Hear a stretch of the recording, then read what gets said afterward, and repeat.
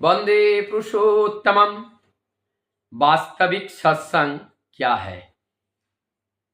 सत्संग उसे कहते हैं जो जीवन की दिशा और दशा बदल देती है।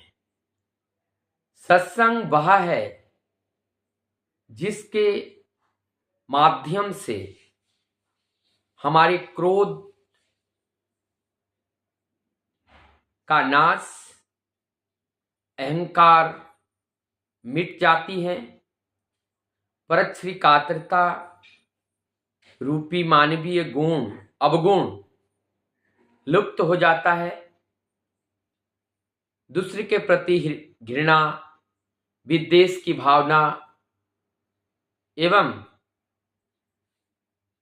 दूसरे के प्रति किसी भी तरह उनके हृदय को आहत करके कोई आचरण करना, ये सब सत्संग के माध्यम से परिष्कृत की जाती है। सत्संग हमारी चाल चलन, भाषा, दर्शन, श्रवण अर्थात इस सत्संग के माध्यम से हमारी इंद्रियों को संयमी बना देते हैं। जब इंद्रिय संयमी हो जाती हैं तब हमारे अंदर विकृतियां आने या प्रवेश करने की जो दर है वो न्यूनतम हो जाती है। तब ये शरीर श्रेष्ठतम हो जाती है। सत्संग दो शब्द से बना है, सत और संग। सत का उत्पत्ति अस धातु से हुआ है। अस धातु का मतलब ही है विद्यमानता और गति। इस अस धातु के अंदर ही छिपा हुआ है बचना और बढ़ना, क्योंकि ये बचना और बढ़ना कॉमनली ये दोनों गति के अंतर्गत आते हैं। तो ये सत, ऐसा सत का संग करना है। तो ऐसा सत का संग हम कैसे कर सकते हैं? इसके लिए हमें सोचना पड़ेगा। हमें जो ये तनु मिला है, देह मिला है, और ये देह क्या है? ये सच पूछो तो ये प्रभु का घर है, प्रभु का निवास स्थान है। जब प्रभु यहां पर बैठ जाते हैं तब ये देह बहुमूल्य हो जाते हैं। जब प्रभु यहां से उठकर चले जाते हैं तो ये देह मूल्यहीन हो जाते हैं। फिर कुछ देर बाद ये सड़ने लगती हैं, गलने लगती हैं और इसका मूल्य ना के बराबर होते हैं। हमारा शरीर का उस शरीर रूपी जो मंदिर है, ये मंदिर के साथ जब वो सत्य रूपी चेतना जुड़ जाता है तभी वास्तव में जीवन में सत्संग की प्राप्ति होती है। और जब तक हम उस सत्य से अनेक दूर रहते हैं तब तक हमारा वास्तविक सत्संग से हम भी बहुत दूर रहते हैं।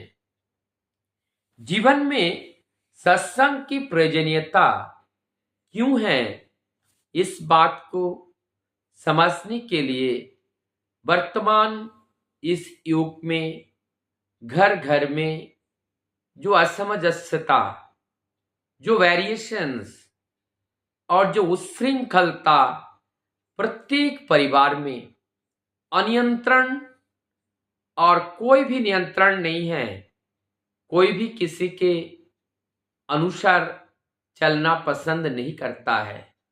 यहां पर एक तरह का उच्छृंखलता, यहां पर एक तरह का अमानवीय परिवेश यहां पर उत्पन्न होता है और जिससे परिवार की संहति टूट जाती है।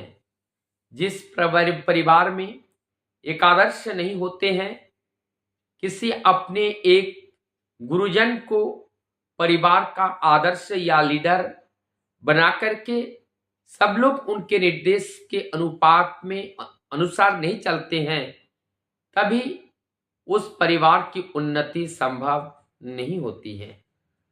तो ये सत्य हमारे जीवन को बदल देता है, क्योंकि हमारा ये संग, सत्य का संग करना, जैसे हम सत्य से दूर चले जाते हैं, हमारे अंदर ये जो अवगुण रूपी अहंकार, क्रोध, लोभ, मोह एक एक करके प्रवेश कर जाता है। और जब ये प्रवेश कर जाती हैं, तभी हम असत्य के वशीभूत होकर सत्य से निरंतर दूर भागते हैं।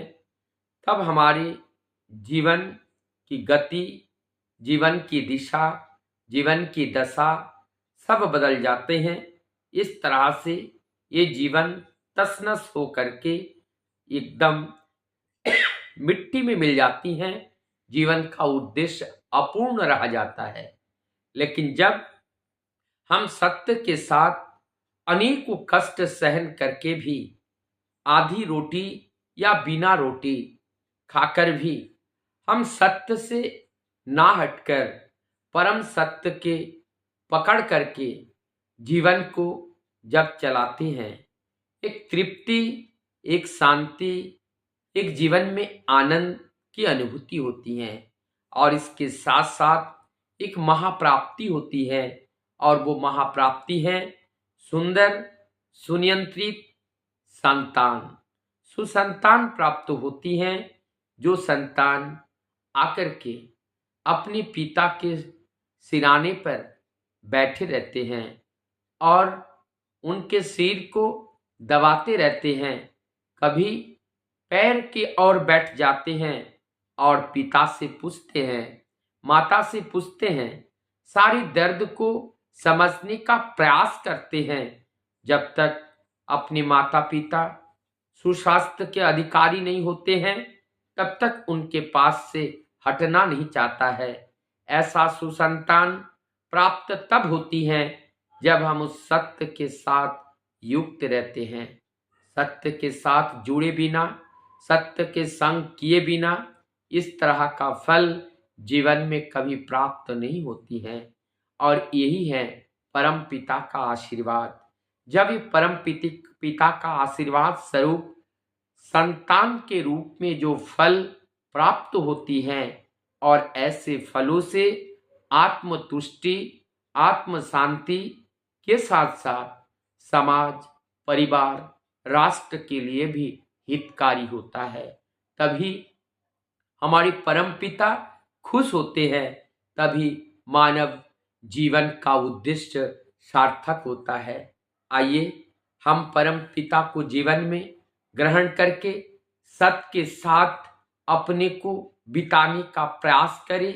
हमें उनके उस चरण कमल को पकड़े रहे, उस चरण कमल को पकड़कर उनके पदचिन्ह पर हम अपने जीवन को चलाने का प्रतिज्ञाबद्ध तो रहने के साथ साथ चलने में कहीं पे कोई हिचकिचाहट ना दिखाए।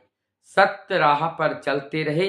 सत्य राह पर चलना ही सत्संग है, सत्य बोलना ही सत्संग है, सत्य करना ही सत्संग है, और सत्य का सहयोग करना, सत्य की संवर्धना करना ही वास्तव में वास्तविक धर्म करना होता है, वास्तविक सत्संग करना होता है, वास्तव जीवन आचरण करना होता है, और वास्तव आनंद की अनुभूति भी होती है।